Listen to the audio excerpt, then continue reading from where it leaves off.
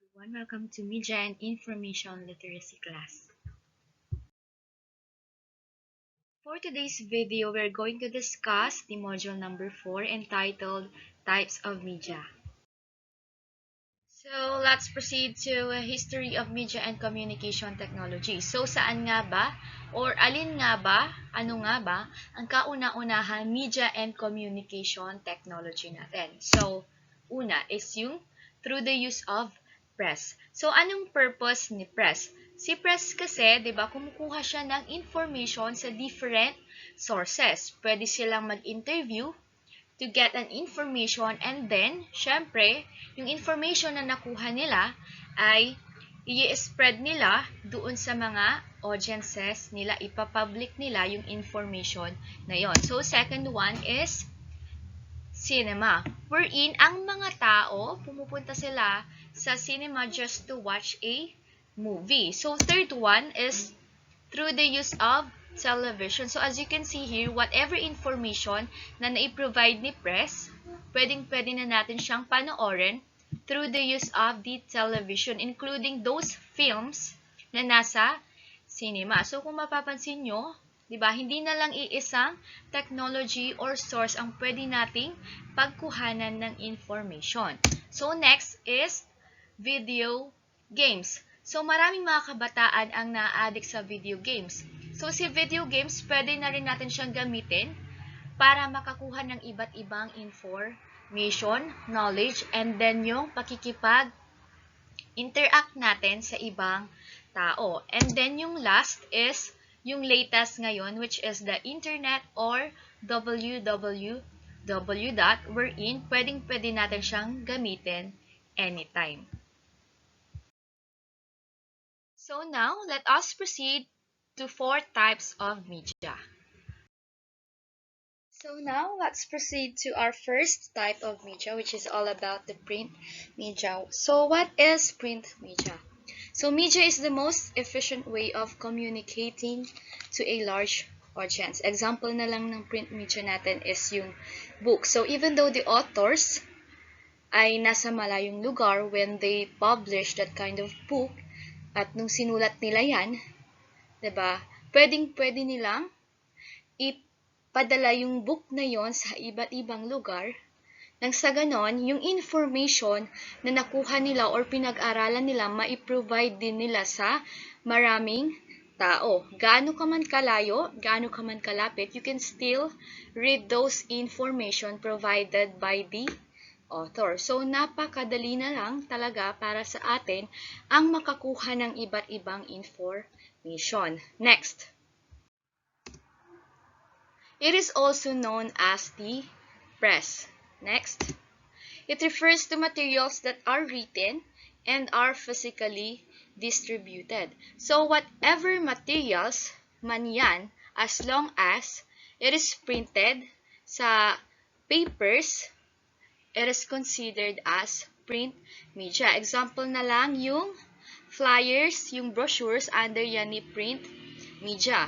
Ano pa? Yung newsletters and yung journals. So, lahat ng physically printed on paper are considered as print media.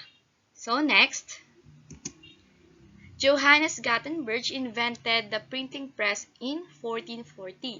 So, dahil sa invention ng printing press, nagkaroon ng mass publication ng mga different print media. So, next one, print media can be in the form of newspaper or a magazine. So, nasabi ko nga kanina, kasama dito si flyers, si journalism or journals, and any other printed materials.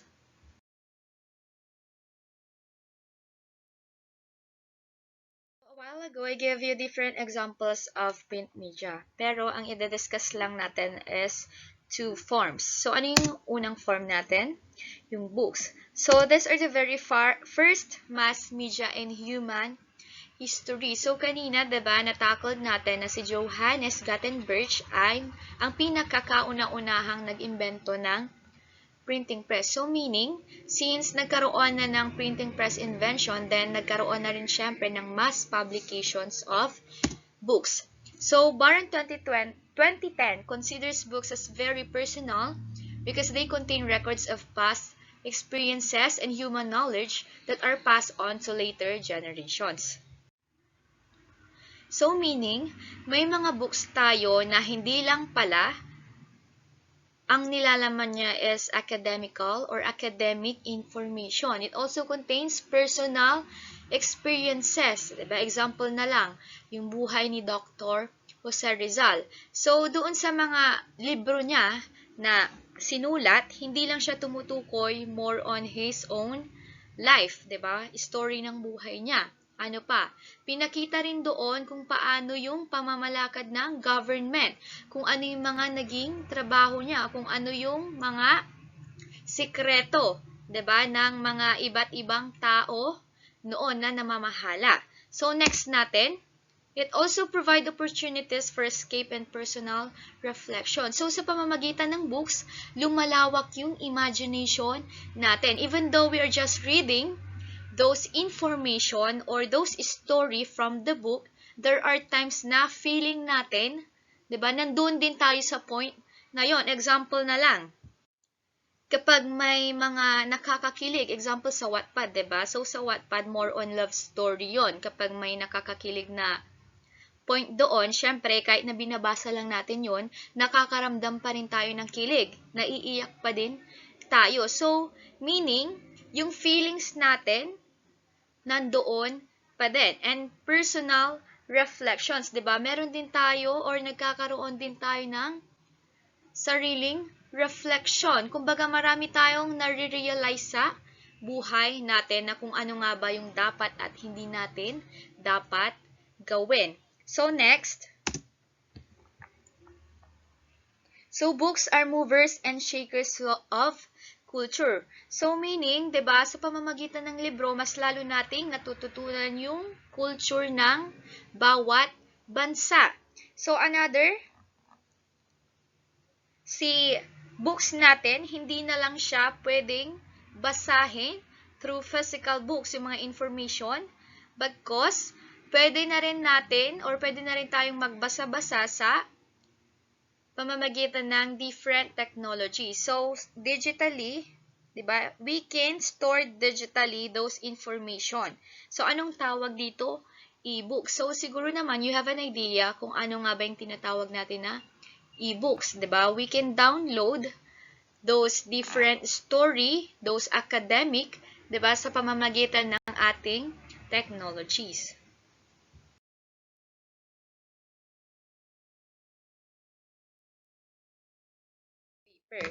So, magazine and newspapers are advertising based. So, if you already try to open those magazine, diba, kung mapapansin nyo, there are lots of advertisement there, including those newspapers. Next one, a larger bulk of the earnings of magazine and newspaper publishers come from advertising products rather than selling it. So, lahat ng kinikita ni magazine and newspaper ay sa pamamagitan ng advertisement. Example na lang, 'di ba, sa YouTube. So, paano nga ba kumikita yung mga vlogger doon? Sa pamamagitan ng advertisement. So, how much more pa pagdating kay magazine and newspapers? Next, publish regularly. Kailangan natin siyang i-publish regularly. Example na lang, yung newspaper. Siyempre, araw-araw may mga panibagong information. So, kailangan araw-araw din may panibagong newspaper. Next, may be targeted for the general audience or may address the interests of a particular group of readers. So, meaning, general audience, wala siyang pinipili. 'Di ba? May pinag-aralan ka man or wala, pwede ka pa ring magtingin or magbasa sa pamamagitan ng magazine at newspaper. Makaka-relate ka pa rin sa information na nakalagay doon. So next, it may also have an online versions. So yung mga advertisement, including those information, yung mga balita, hindi na lang yung printed materials ang pwede nating gamitin. We can also use our cell phones or any technologies para malaman kung ano na nga ba yung nangyayari sa panahon ngayon.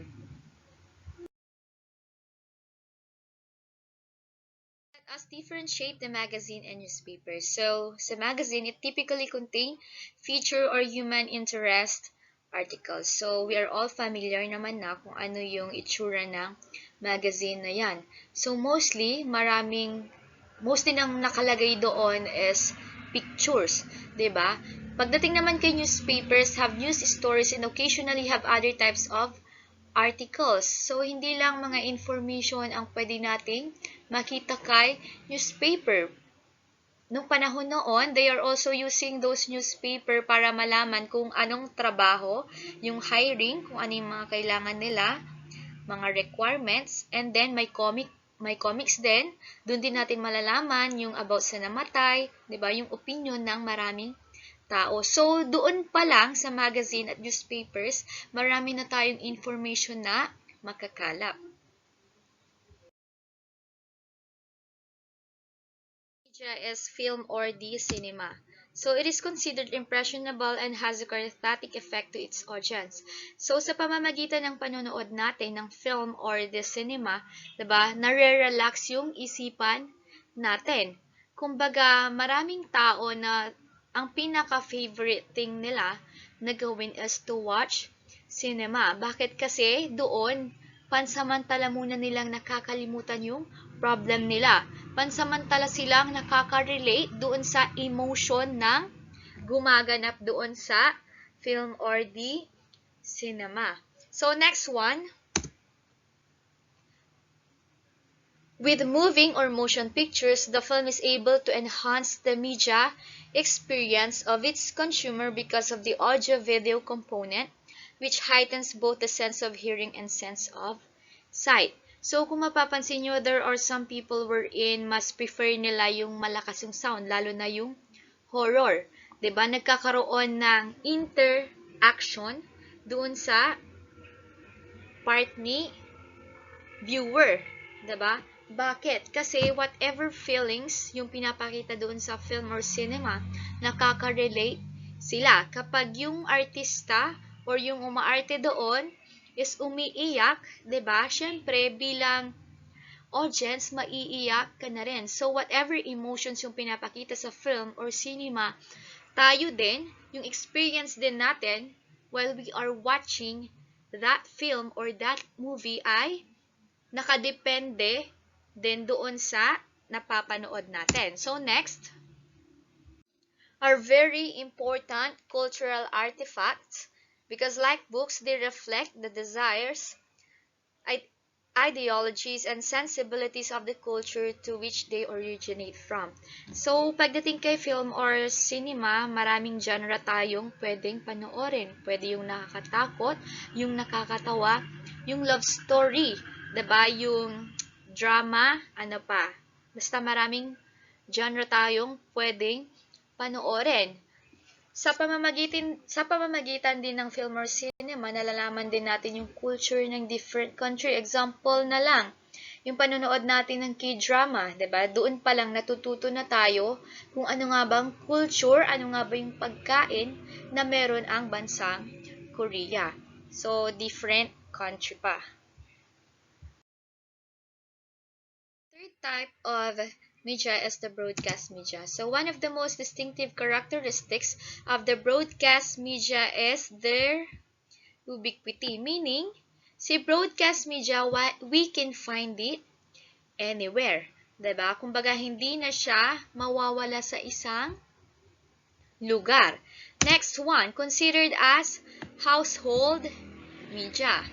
So pag sinabi nating household media, saan mang sulok ng bahay natin, makikita natin tong klase ng media na to. Mapasala man yan, mapakusina, mapa-kwarto. So, it comes from two forms such as the radio and television. So, kung mapapansin nyo, diba, sa isang bahay, hindi na lang isang TV yung makikita natin. Maraming TV pa nasa iba't ibang lugar ng bahay. So next one, it has also started to conquer the internet and mobile technology through internet-based radio and television. So noon, si radio, si television, yung mga napapanood natin, mga naririnig natin, 'Diba? Ang nagagamit lang natin na media noon is radio and television. Pero ngayon, we can also use our gadgets, our technology, para lang manood ng mga balita. Example na lang, yung kay Tulfo. 'Di ba? Kung sa panahon noon, kung meron ng Tulfo, siguro radyo pa lang yung ginagamit natin para makinig ng balita. Pero since we are already in the 21st century, pwedeng-pwede na rin natin siyang panoorin sa YouTube. So, yung broadcast media or yung radio and television ay napaka-dali na lang din para sa atin upang makinig at manood. I-research lang naman natin sa internet. Then, syempre, makakakuha na tayo ng different information. Another example ng radio, yung sa mga music, 'di ba? Noon, kailangan bumili pa tayo ng radyo just to listen sa mga music. Kailangan pa nating bumili ng mga CD para lang makinig. Pero ngayon, i-search lang natin sa internet. Pwedeng-pwede na tayong makinig. Yung mga napapanood natin sa balita sa television, kung hindi natin siya nasubaybayan, or yung mga teleserye, we can also watch sa different browser or different, anong tawag dito? Different website. Let's now proceed to the two forms of broadcast media according to Baran 2010. Ano yung first broadcast media natin? It is the radio. So, it was the first electronic mass medium. So, kung tatanungin natin yung mga lolo't lola natin kung ano yung media na ginagamit nila para maging updated when it comes to the information or on what is happening sa panahon noon, 'di ba? At sa pakikinig ng music, they are using radio, especially sa pakikinig ng mga story. So, it is also serve as the precursor of television. Dahil kay radio, nagkaroon ng idea na gumawa ng television. So, next, for a long time, it was the young people's media. So, since sa panahon noon, wala pa masyadong media, radio ang ginagamit ng mga young people o yung mga kabataan. Kasi especially, 'di ba, as you observe nowadays, pinaka-favorite thing to do ng mga kabataan ay makinig ng music, makinig ng mga love story. So, sa panahon noon, since wala pang mga different types of media, they are using radio para ma-entertain din sila. Radio, meron tayong tinatawag na FM radio and AM radio. So, when we say FM radio, it caters the musical taste of younger generations, also known as the format radio. So, we all know that FM radio, kapag makikinig tayo dyan, more on music and then advices coming from those different DJ.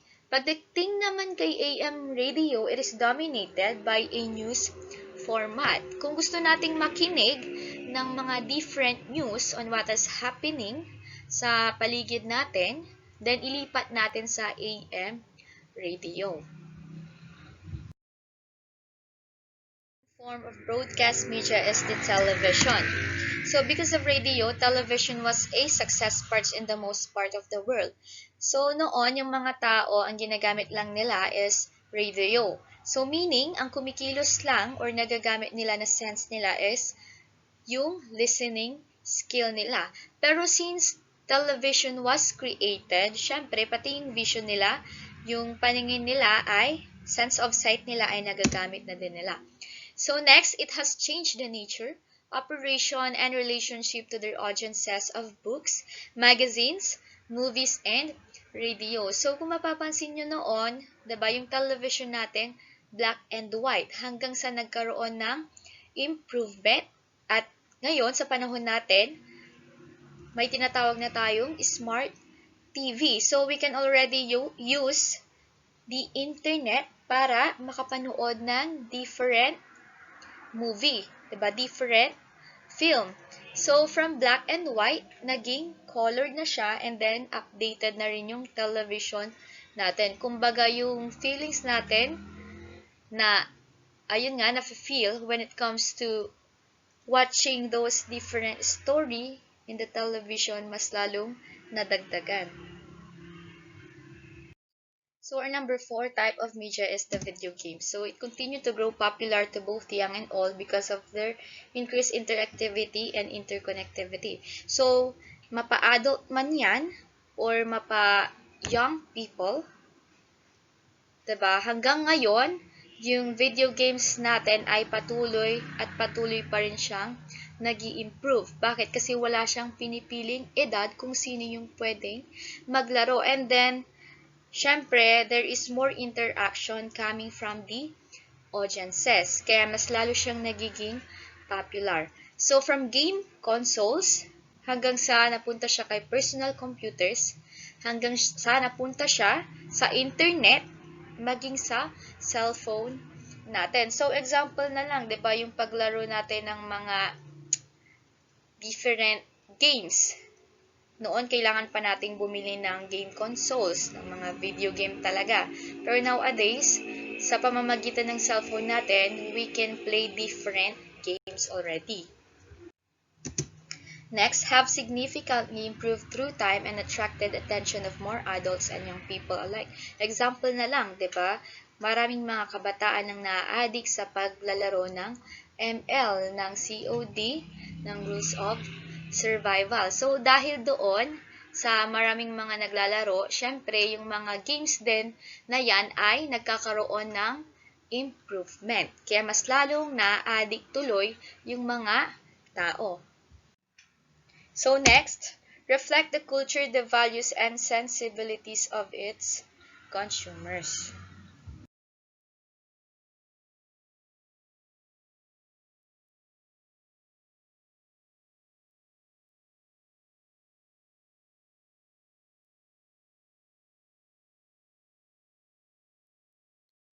So next is the internet. So a development in media technology that is at the heart of all the convergence that you see occurring in traditional media. So before kasi we are using those traditional media to be updated on what is happening, 'di ba, sa paligid natin. Pero nung dumating si internet, napakadali na lang sa atin yung makapag-access ng information. And then syempre sa pamamagitan din ng internet, noon, if we wanted to watch a movie, kailangan pumunta pa tayo sa cinema. Or kung wala tayong pang movie, 'di ba? Pangbayad doon, bibili tayo ng CD. Pero ngayon, sa pamamagitan ng internet, pwedeng-pwede na nating i-research yung gusto nating panoorin na movie. Next, it made easier to address a wider audience in all corners of the world.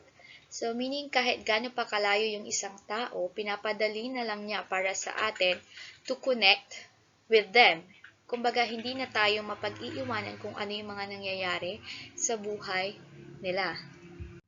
Next, societies are more connected than ever. So, noon, 'di ba, nung wala pa tayong internet, we are communicating with the other people physically.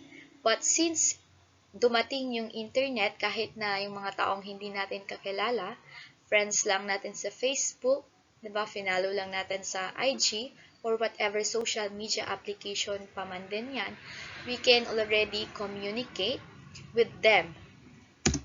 So next, access to content whenever and wherever is almost possible. So kung gugustuhin mo maghanap ng different information kahit nasaan ka man, or at any time, 'di ba? Anytime you want, pwedeng-pwede mo na 'yang gawin as long as you have the internet.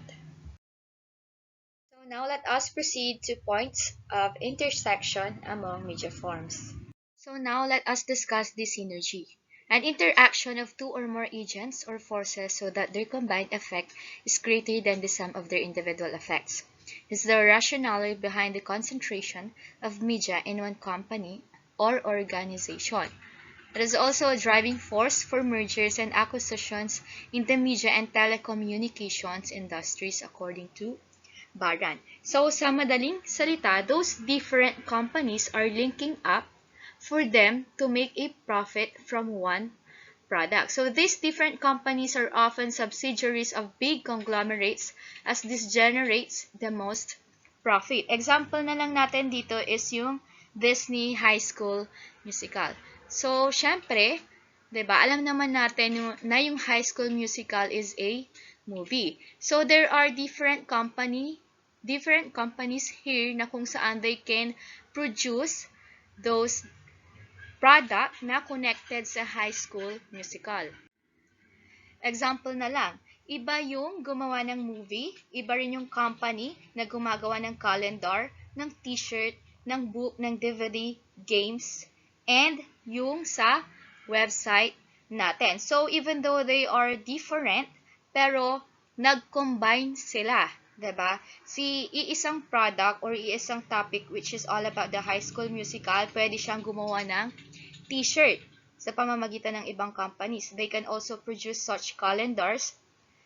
Pwede silang mag-produce ng books. Yung story, pwede nila gawing mismo sa books, sa DVD, or sa game. 'Di ba? Yun yung tinatawag natin na synergy. Second one is the convergence. It is the combination of various elements to create a new whole media. A trend that cannot be done away with because the audiences are getting more fragmented. Audiences are no longer biased over one form of media to access content. So meaning, yung bawat audiences that we have is pwedeng-pwede na silang makapag-access ng information through one technology, 'di ba? So example na lang natin dito sa smartphones. So sa smartphones, we can already see those two applications such as the television and radio. So bagamat iisa lang siya na technology, still we can access those information doon sa dalawang applications. So si convergence, from traditional media nagkaroon ng improvement. Pinag-combine si traditional at si new media. So our third one is the cross-media convergence, meaning it is a way of breaking down barriers that separate each traditional media. So pagdating kay cross-media convergence, so the multiple products come together to form one product with the advantages of all of them.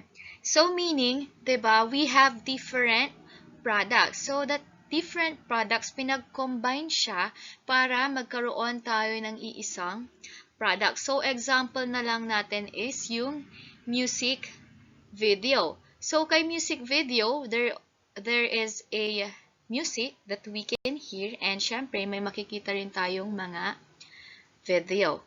So, another example, memes and videos over the internet that people customize so they are able to produce their own version.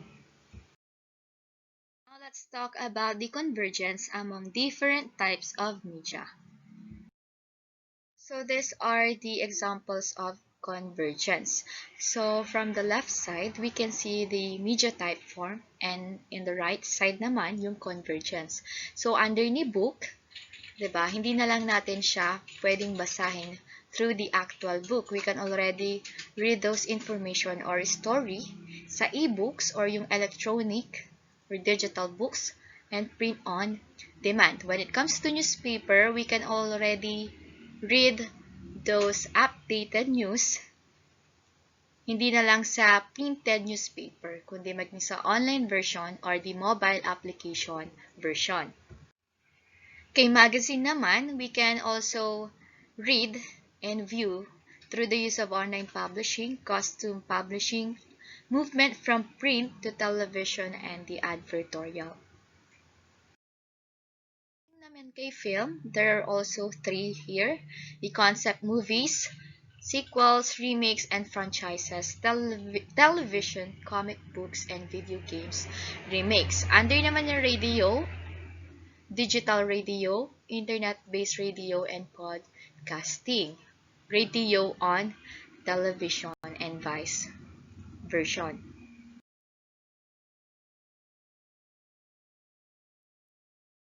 Yung inaabangan natin through our television, we can already watch it sa pamamagitan ng video cassette recorders, DVD, DVR, digital television or high-definition television, internet-based television, video on the internet, kagaya na lang ng mga YouTube, sa Facebook, interactive television, phone over cable, mobile video, and television recording.